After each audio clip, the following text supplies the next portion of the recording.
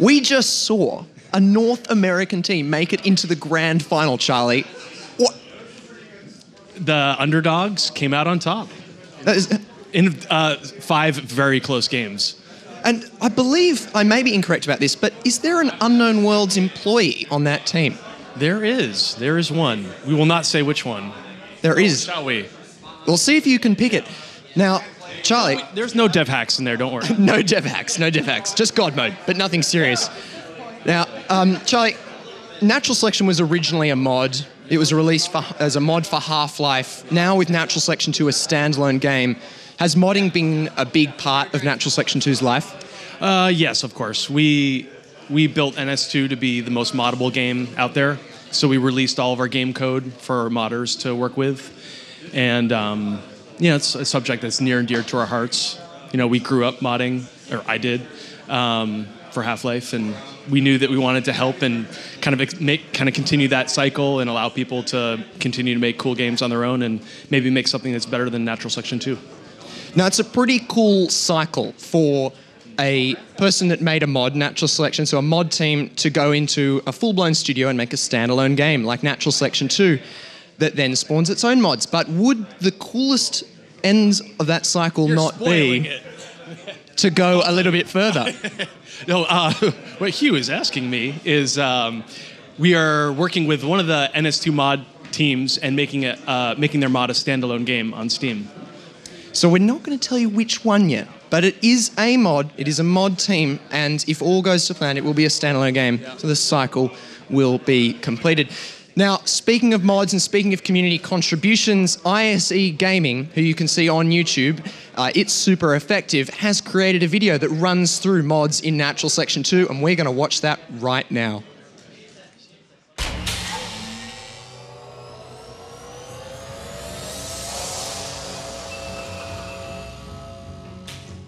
Natural Selection 2 is open source, allowing players to expand the game experience through the use of custom modifications.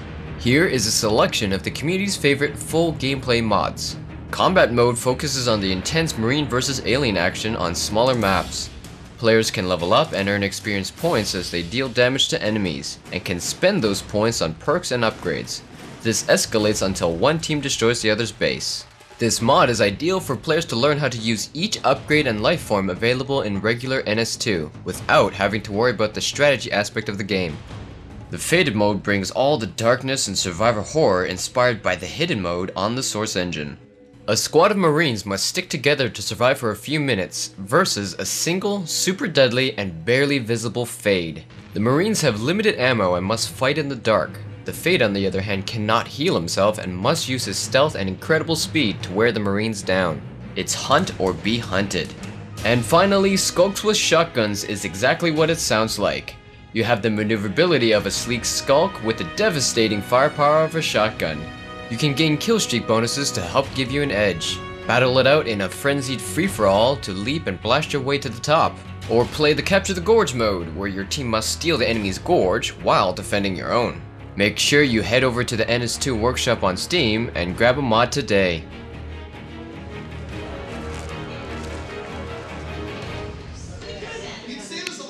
ISE Gaming is an amazing video creator, and you can find him on YouTube by searching for It's Super Effective. Subscribe to him, that's an order. We're now going to go over to Melly to find out what's happening with that NVIDIA GTX 750 Ti competition. Talk a bit. Wait! We're already on! Awesome! Hello, people! You just caught me off guard there. I'm so sorry, but I'll show you what actually threw me off my... Look at this. We have a participation from the studio, and this kind gentleman next to me just threw it. Sitting, and he totally missed the game for it. That's dedication. How are you doing? I'm fine. I think I missed a great game. Seemed like, yeah, the audience was going mentally. We were just sitting there and drawing this in perfection. I have to show it again. Jesus Christ. So the other side. The other, the ticket. He drew it on his ticket. What's your name? What's your name? My handle or my real name? Both. Okay, my real name is Hyone, but my handle is Bishop C. Okay, how long have you been playing this game? Don't walk away from me. I don't know. I got my friend here who actually bought me the key when he bought the pre-order. So I think 2 years now. Something like 2 years or so. That's amazing. Well, thank you very much for your awesome submission. It will be considered, as promised, and I hope you have a great time here. And then just head over back to your place until not that anyone else gets your spot. Thank you very much. I will just quickly show you some other submissions we got online. And yeah, if we have a quick look on my computer, I'm just so amazed by this drawing. And this is good, actually. So next one, if my computer decides to work, which it doesn't. So somebody unplugged the USB hub of my computer again. I'm so sorry, but head over to facebook.com, Natural Selection 2, and check out yourself. You can just participate by simply drawing something nice and put it in the comments below that very posting. So it's very easy to participate. And you can, of course, participate via Twitter as well. Just tweet me at Melly, or maybe by using the hashtag NS2, and yeah, get into the game of awesome prizes. And we decided, since Unknown Worlds is really nice and kind, we decided to put on 2 winners. We used to have only one prize, right? It was the GTX 750 Ti from NVIDIA GeForce, and now we have a second first place. It's an Intel SSD. Awesome, right? So participating is a viable option now. You can, I can't say any different. So, well, I don't want to keep you any longer. Hugh is already ready, so over to you.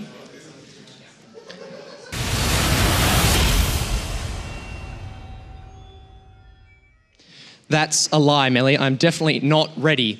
But if you want to win an Intel SSD 330, you should definitely be sending Melly your art submissions, because you could very well win. Now, as you might have guessed, Natural Selection 2 is not a massive esport. It's made by a small studio, it's got a small, passionate audience, and that kind of made our minds explode when we looked at the stream and saw 4,000 people viewing.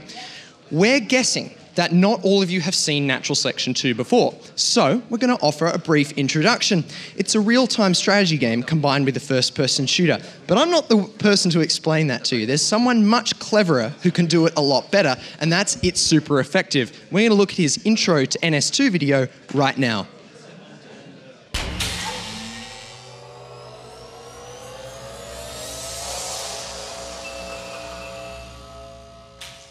Natural Selection 2 pits 2 teams against one another, the Marines versus Aliens. The gameplay is like Counter-Strike meets StarCraft. Both teams have a single commander who has a top-down view of the battlefield. They are responsible for expanding their base, researching upgrades, supporting their team, and providing strategy overwatch. The rest of the team play from a first-person perspective and serve as the soldiers who conquer the map and carry out the team's strategy. Scattered across the map are locations called resource nodes. It is very important for each team to secure as many of these as possible by constructing a resource collector on top of it, and by destroying the enemies. The resources collected by that team can be spent on upgrades, base construction, support from the commander, and more. Individual players also receive resources they can use to spend on themselves. There are also a few locations around the map called tech points. These tech points serve as ideal locations for Marines' command station and the aliens' hives. Teams must destroy all of these in order to win the game. The Marines can use a variety of ranged weapons and equipment to help them deal with different threats, while the aliens can evolve into different life forms that each play a unique role to give them the edge. Playing Natural Selection 2 can feel complicated to a new player, but if you're interested in learning quickly and conquering that rookie phase, search for It's Super Effective NS2 on YouTube.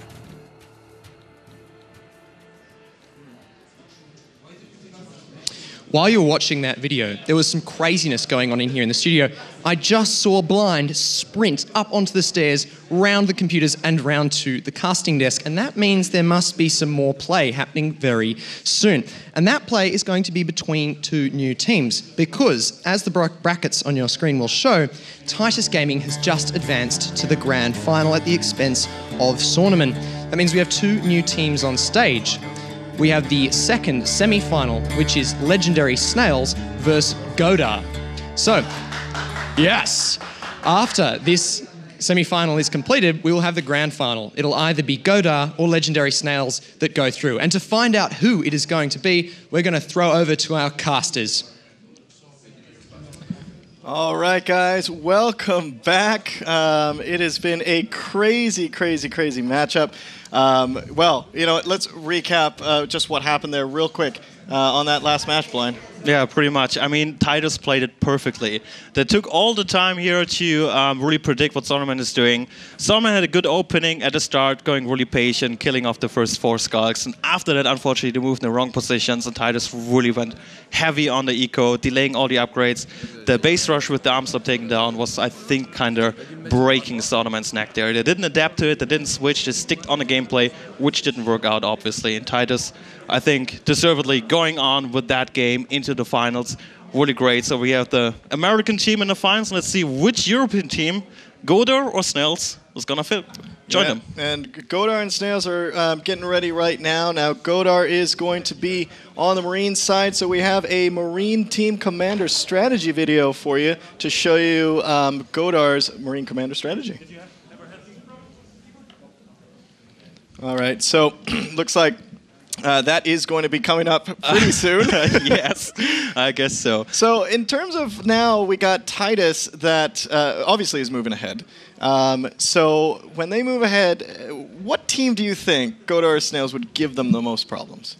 Oh, I think everyone is scared of the French right now. They won the last NSL season. They won the last big event in Telford. I think this is one of the really hot teams in here. But Godar also, they're a really old team. They almost made it in like every tournament. And here we go, starting off with Godar. The players, we do have Mendes, the team captain, then Valk. I think the fate for them. Grissi, Alcade, Ioros as the commander, and Icefeld as well as Skuggen, coming from the former team Arkea here. Grouping up to Godar, a really, really strong team. Yeah, and Godar, I think, if we look at, you know, they're a very strong team. I agree. Yes. When we look at Snails, again, 2 powerhouses Absolutely. meeting here right Yes. now. The Snails, obviously, coming from France. I had the pleasure of talking to them earlier, and you know, they are extremely confident. Did you have a chance to talk to Godar, by the way? Of course, of everyone. But let's go over the Snails players. We have Ray being the captain for them, not the commander. Commander is going to be Rise, which is the second last one. Eagle Eye, Dams, Heracles, and Kingyo. Those guys formed up in the last Nations Cup and since then stick together. That's also a difference to Godar. Legendary Snails as a fully French team. They're completely playing in for a whole long time together. So, yeah. You see also here the Godar players. I think that is Mendes. Below that's Alcade. And so, yeah, I think we're going to go with the Snails. All right, we're going to show you the Legendary Snails Marine Commander video. Sorry, I was incorrect before, but the Marine team is going to be the Snails. Let's go ahead and watch that.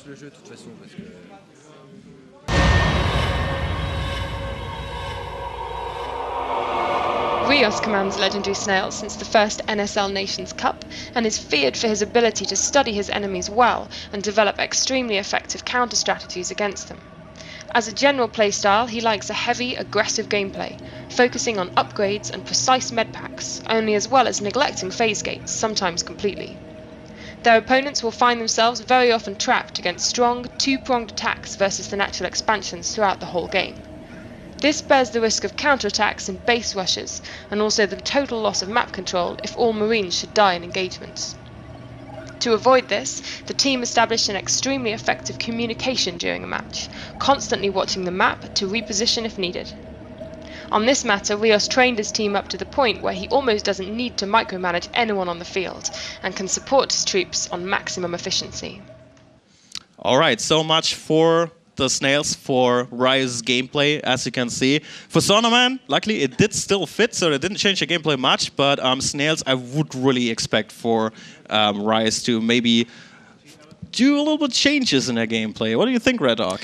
Well, you know, I think when we look at both these teams, especially how they're going to be starting out. Snails, obviously, very explosive in any type of play that they try to do. Very aggressive play on the map. Yes. Godar has a very good way of actually reading, though, openings and reading where everyone's going on the map. And I really, to see those two things happen and collide, that's what I think is going to happen here, which is going to be very exciting. Yeah. I mean, Ioris is known for his PvE tactics, so I would expect him to throw down a whole lot of cricks and webs really early on, plus a Gorge tunnel maybe. I think Mendes was going to go to Gorge and he will try to lock down one place of the map, which we didn't see from Titus, but I'm not throwing my hands in fire here, but I say there's a 90% chance that Godar is gonna do that, just locking down some side of the map just with a whole lot of structures, alien structures, and trying to, well, basically box a certain safe area for them to expand and hold 4 harvesters for a long time. Yeah. So, I mean, you were there, obviously, with that last game. And let's kind of talk about that a little bit more, since it was just amazingly exciting. I mean, you got an alien win. Both teams coming through, winning Marines. You know, so when we went into it, and Jambi, like you were saying, a Jambi on Marines, pretty strong. Yes. I mean, to pull out an alien win on that is interesting, and Titus ended up doing it. A lot of pressure. You were casting that match. So, what specifically got them to to that? I think it was really the moment at the start. Like, they didn't send the Marines to the right positions. They focused too much on the east sides, where there was nothing to push to put aggression towards it, and it didn't really adapt. And after the upgrades got too late, too much, I really thought Hopsu might need to completely change the game plan and go into a more defensive style, putting up a phase gate in skylights on gravity and just hold on, because you know the honors will be coming. The aliens have rest the whole time, and you need to just you admit to the disadvantage you have and just try to work with what you got. And if you just keep on playing the same stuff, which is really risky, I mean, it's a high risk, high reward play, like also Rise is pretty much known for. But if you're in a disadvantage, I'm not quite sure if that's, it can really break your neck. That's what happened there. So, you know, when we see, you know, that last game and with those higher life forms that were obviously out on the field, what was there a time that Sonneman, getting Weapons 3 out, if they got lucky enough to corner some of those higher life forms, would that have turned everything for them? I don't know. I mean, they need to kill them. I guess that's the problem. They killed those If they lurks, kept their fades but lost their Onos, what do you think would have happened at that point? It's interesting. I think the honors was the key part. If the honors would have fallen, they could have thrown them back, because the fates are way less scary. Right. Way less scary. So there's not this big space cow. Basically, yeah, Space tanking. cow. So much for tanking. Yeah, I always call the honors space cow. It's basically what it is: a big cow with horn in space. Yeah, but it was really nice. This time they played really defensively and not overcommitting with that on. It's exactly what they needed to do. Talking about Godar and Snails right now, I mean, for the key players they have, I mean, we could see in the last game, Golden Signaling as the lurks, if they go down, it's going to be really tough for them to hold their mid game. For the alien play on Godar, I think Icefeld as their lurk is one of the key players, absolutely. That's really crucial for them to hold that lurk. And later on, the Fade, I think everyone can agree that Valk is one of the best Fades in the world currently. And if he gets trapped and sniped, that's going to be spelling a real hard time. And if he's not, he's going to keep those Marines really down. Yeah, and you know, both teams have players that are just... I mean, they have so much experience in this game. Legendary Snails, Ray. I mean, his previous teams, obviously Archaea, if that rings a bell with anybody out there. Also, B-Baguette, my friend. He played in played all the way back to NS1, and in some NS2 competitive, NSL Season 3, the EU Open, the Summer Cup, the Balance Mod Cup. I mean, so much experience there, and that's just one player. Almost all of them have this just laundry list of experience. Eagle Eye coming from Archaea, Dams coming from Cocorico, Rios coming from Mobius. Again, pretty good teams. Heracles. Actually, Heracles coming from Godar. So he's playing his old team right now. That's right, yeah. But I think also really important to note is that those players play for almost half a year or more than half a year already together with exactly this lineup. Godar had made a whole lot of changes. As you said, Heracles was one of Godar members. We had a different commander, Chaivol, which is currently commanding Imagine, who's also one of the best commanders. I think there's no doubt about that. He's probably screaming in the crowd right now. Yes, he's probably screaming in the crowd right now. Much love to Chaivol there. Yes, so they changed the commander. Now it's Ioros, who came from Duplex and other clans as well. So he has a whole ton of experience, but he's trying to fit a little bit different to the players since they're there's different commanding styles, communication styles, which is really important. It's not just shooting, it's the communication is really key in this game, so you know where to go and really give away the information to your teammates. Yeah. If that doesn't work, it doesn't matter how good you're shooting or positioning yourselves, the communication is also really, really important. They try to fix that and also put players according to that, but they don't have this kind of much playtime together as a team as Snails has. Right. So that's definitely a difference here. So over at Godar again, we were just talking about the experience of all these players. I mean, collectively, you got a massive amount of experience on that stage. We got Mendash there, whose previous teams, Duplex or Evolve or Die, Valk. And also, sorry to interrupt you, but Mendash, I think, is also pretty important to know for the whole community. His whole contributions that you put in there, like putting all the maps in there, doing the lights, doing mods, doing custom mods, everything. He's one of the big guys really contributing so much. The competitive scene would have been so much less without him. Yeah, Mendash, definitely, if you can hear us, thank you for everything you've contributed to NS2 at this point. Moving down the list for these players, we got Valk, who is on Duplex as well with Mendash. Grissy, who is another ex-Archaea member. We're seeing them pop around like crazy. Alcalde. On the French Connection, Arroyos, which was on Meow. You remember them? They actually did Meow, really well. Of course. Yeah, I almost forgot. Yeah, they were in the NSL. Well, it's basically the players who are in Quactus right now, if I remember correctly. Icefelt, previous team, Mercury. Obviously, Mercury was one of my favorite teams to follow. I mean, I think that if they kind of stick with it and all that, they could have been really, really good. I really enjoyed seeing Mercury. They had very good talent on their team. And then the last one there, Skugan, who I don't think they're fielding this time around, but again, another Archaea He has member. often been here in Cologne with Archaea. I mean, I think he's the most trophies in there. But I mean, Archaea was the powerhouse, the one powerhouse before, until they fall apart and some players switched over. Tane was going to Saunaman, really breaking that. Also, Eagle Eye went to Snails. We can see them Snails, and Skugan also left somewhere to go there. Obviously, Okur wasn't the same. So yeah, the good thing is we have 4 powerhouses now, so it's much more interesting. It's kind of interesting. I always want to think, like, when you've played so much with a player, and basically you now are like they are, and now they're seeing their friend across from them on the other team. I wonder how that kind of is. If they're like, yeah, okay, we're gonna take you down. All right, guys. So it looks like we are going to get started here pretty soon. Got Legendary Snails versus Godar. The Snails working on the Marine side on this Tram match in this first map for the NS2 World Championship. This is semifinal number 2, another best of 5, and they're against Godar, who's on the Alien side. Exactly. So, talking about Tram, we saw this map earlier being played. Again, another favorite. You know what's funny about maps?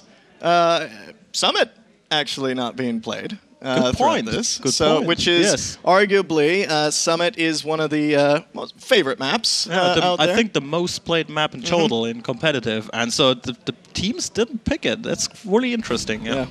Exactly. So Tram here, obviously, if you're just joining us, this is a little bit of a fly-through.